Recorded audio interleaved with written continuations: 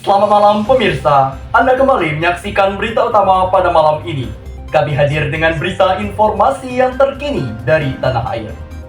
Berita utama datang dari pemerintahan pusat.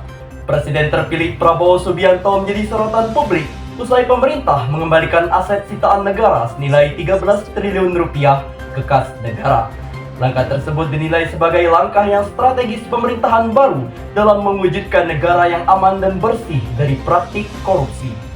Pengembalian aset bernilai fantastis itu merupakan hasil koordinasi antara Kementerian Keuangan, Kejaksaan Agung, serta Komisi Pemberantasan Korupsi atau KPK.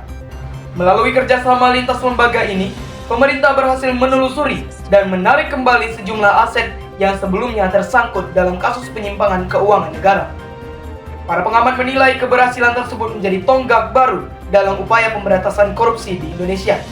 Mereka menilai tindakan ini tidak hanya menunjukkan keseriusan pemerintah dalam menegakkan hukum, tetapi juga menjadi pesan moral bahwa tidak ada lagi tempat bagi praktik korupsi di tubuh pemerintahan. Keterangan resminya, Presiden terpilih Prabowo Subianto menyampaikan apresiasi kepada seluruh pihak yang terlibat dalam proses pengembalian aset ini. Ia menegaskan bahwa setiap rupiah milik rakyat harus kembali kepada rakyat. Prabowo juga menekankan pentingnya membangun pemerintahan yang bersih, efisien, dan berintegritas tinggi. Lebih lanjut, ia menyebut bahwa pengelolaan keuangan negara harus berlandaskan pada prinsip transparansi dan akuntabilitas, agar setiap kebijakan benar-benar memberikan manfaat nyata bagi kesejahteraan masyarakat.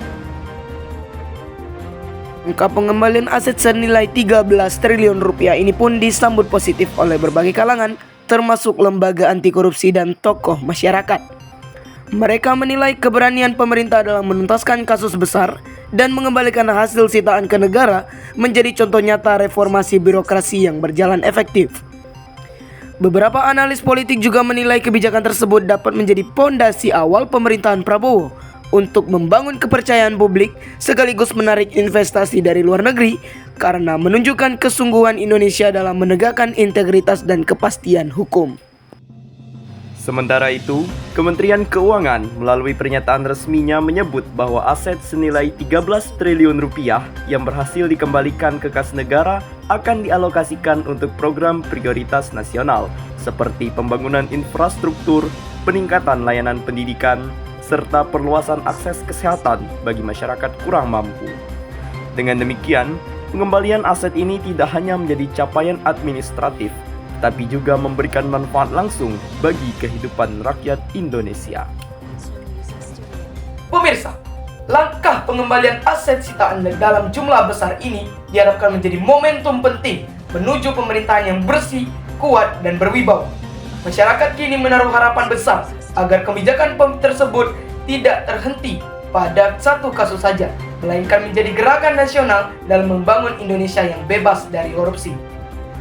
Demikianlah berita utama pada malam ini.